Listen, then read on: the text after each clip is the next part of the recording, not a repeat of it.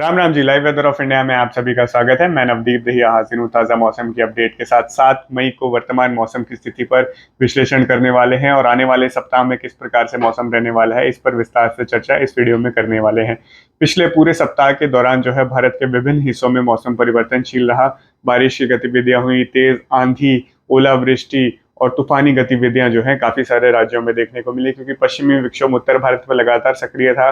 केंद्रीय भारत के राज्यों में विंड डिस्कंटिन्यूटी मौजूद थी और अब ये धीरे धीरे जो है मौसम की जो प्रणालियां थी ये निष्प्रभावी होती जा रही हैं। और आने वाले सप्ताह के लिए दो ही चीजों पर चर्चा होने वाली है। एक तो जो गर्मी अभी तक नहीं देखने को मिली थी वो बढ़ने वाली है, और एक बंगाल की खाड़ी में बनता हुआ चक्रवाती तूफान, इसके ऊपर ही ज्यादातर देखेंगे कि चर्चा अगले सप्ताह में देखने को मिलेगी। लेकिन काफी सारे यूट्यूब वीडियोस पर आप देखेंगे कि बताया जा रहा होगा कि भारत के हिस्सों पर जो है चक्रवात का प्रभाव होने वाला है। अभी तक ऐसा कोई भी विश्लेषण नहीं है, ऐसा कोई भी वेदर मॉडल नहीं है जहां पर अभी ऐसा देखने को मिल रहा हो कि भारत के ऊपर सीधा प्रभाव होगा। इसके ऊपर भी विस्तार से चर्चा करेंगे कि कैसे वेदर सिस्टम जो है वो बिहेव करेगा, कौन सी दिशा में वो आगे बढ़ने वाला होगा और क्या तीव्रता उसकी रहने वाली होगी।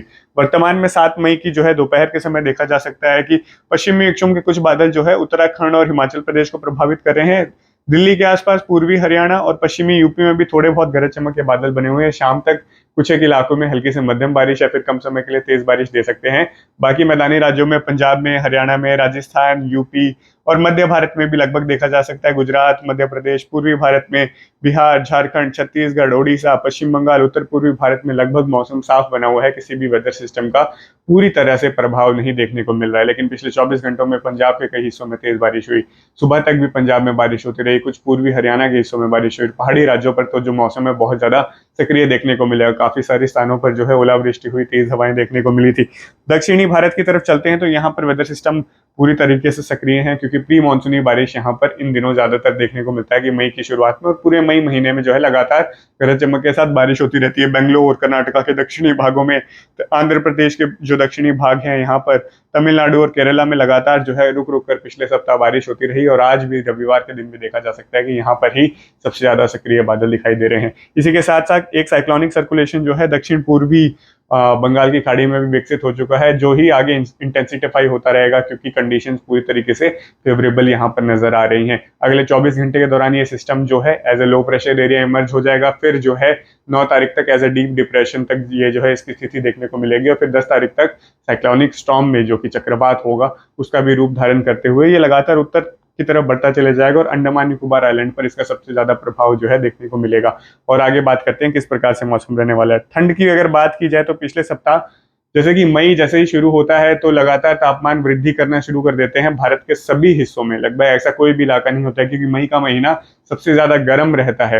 हालांकि उत्तर भारत में सबसे ज्यादा गर्मी जून के पहले 15 दिनों में पड़ती है, लेकिन अगर एक पूरे भारत को सामान्य तौर पर देखा जाए तो मई का महीना होता है जब सबसे ज्यादा गर्म रहता है, क्योंकि केंद्रीय भारत पूरी तरीके से इन दिनों उबल रहा होता है। और उसी समय पर देखा गया कि लगातार बारिश के चलते इन्हीं इलाकों में तापमान सामान्य से सबसे कम देखने को मिला है। जहां तक अगर बात की जाए तो देखा जा सकता है कि मैक्स टेम्परेचर है नॉर्मली 10 डिग्री सेल्सियस से भी कम जो है काफी सारे केंद्रीय भारत के राज्य ऐसे थे। छत्तीसगढ़, मध्य प्रदेश, महाराष्ट्र, उत्तर भारत में भी तापमान का नॉर्मली जो है -5 से लेके -15 डिग्री सेल्सियस सामान्य स्थिति से कम रहा। कई काफी सारे राज्य ऐसे थे जहां पर तापमान 30 डिग्री सेल्सियस से कम और कुछ इलाकों में तो 25 डिग्री सेल्सियस से भी कम देखने को मिले थे। तो पहला सप्ताह काफी ज्यादा जो है सामान्य से ठंडा रहा। न्यूनतम तापमान और मीन टेम्परेचर एनॉमली के मामले में भी देखा जा सकता है कि पूरे भारत में तापमान सामान्य से काफी कम देखने को मिला है। तो लगभग पूरा जो सप्ताह था मई का और अप्रैल का अंत था वो काफी ठंडा ही इन दिनों गुजरा। अब देखते हैं कि विंड किस प्रकार से आगे रिएक्ट करने वाली है, क्या मौसम में अगले सप्ताह बदलाव आने वाला है। तो उसमें देखा जा सकता है कि सबसे बड़ा गेम जो है एंटी साइक्लोनिक सर्कुलेशन, जो कि अरब सागर के आसपास यहाँ पर बनेगा। हवाएं जो है क्लॉकवाइज डायरेक्शन में आपको घूमती हुई यहाँ पर दिखाई देंगी। ये पूरी तरीके से मौसम को बदल चुका होगा। ये पूरी शुष्क हवाएं जो है सीधा थार पाकिस्तान होते हुए, थार डेजर्ट होते हुए पूरे भारत में समाने शुरू हो जाएंगी। उत्तर पश्चिमी हवाएं कुछ इस प्रकार से घूमती हुई दिखाई देंगी, जिसके चलते मौसम लगभग केंद्रीय और उत्तर भारत में अगले सप्ताह पूरी तरह से शुष्क हो जाएगा। ह्यूमिडिटी, जो नमी की मात्रा अभी बारिश से चलती हुई थी, वो भी काफी कम होनी शुरू हो जाएगी, जिसके चलते अब मौसम अगले सप्ताह लगभग भारत के जो केंद्रीय, पश्चिमी, पूर्वी और उत्तर भारत के राज्य हैं यहाँ पर शुष्क ही रहने की संभावना है, यानी कि बारिश की गतिविधियां यहाँ पर नहीं होगी। और इसी समय यहाँ पर आप देखेंगे कि एंटी क्लॉकवाइज डायरेक्शन में जो है साइक्लोन जो है बनता दिखाई दे रहा है। और अभी के विश्लेषण अनुसार जैसे बात की कि उत्तरी दिशा में घूमेगा, और अभी तक जो पश्चिमी विक्षोभ की तरफ थी वो आगे पूर्व में बढ़ रही है। इसका मतलब ये है कि ये इस सिस्टम को, वो क्योंकि ऊपरी स्तर पर होती है, वो डोमिनेट करेगी, और ये वाला जो सिस्टम है भारत की तरफ आने की वजह या तो उत्तरी दिशा में घुसेगा, और यहाँ से जो पश्चिमी विक्षोभ की तरफ आगे लगातार पूर्व में बढ़ रही है वो इसको दूसरी तरफ खदेड़ देगी, यानी कि म्यांमार की तरफ जाने की इसकी संभावना सबसे ज्यादा अत्यधिक है।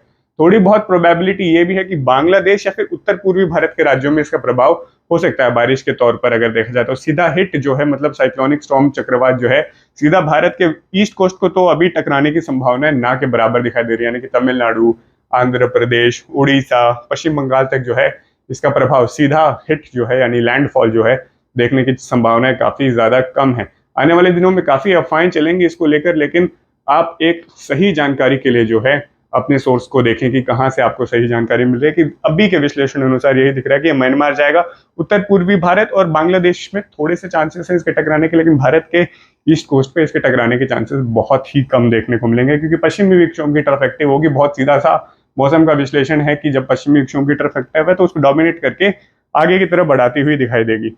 बारिश के बारे में भी अगर चर्चा कर लें तो वही बताया जा रहा है कि मतलब उत्तर भारत, पश्चिमी भारत, केंद्रीय भारत और पूर्वी भारत, लगभग पंजाब, हरियाणा, राजस्थान, गुजरात, मध्य प्रदेश, उत्तर प्रदेश, बिहार, झारखंड, पश्चिम बंगाल, छत्तीसगढ़, उड़ीसा, महाराष्ट्र में मौसम साफ हो जाएगा, लेकिन प्री मानसूनी बारिश की गतिविधियां दक्षिणी भारत के राज्यों में जरूर जारी रहने की संभावना है। खासकर केरला,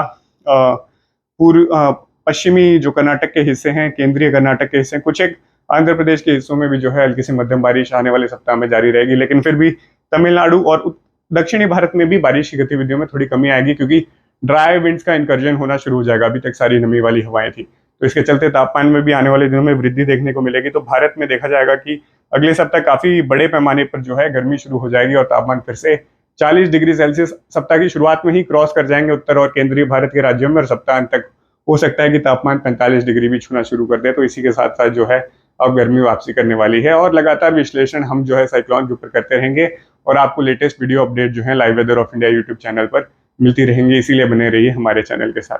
धन्यवाद।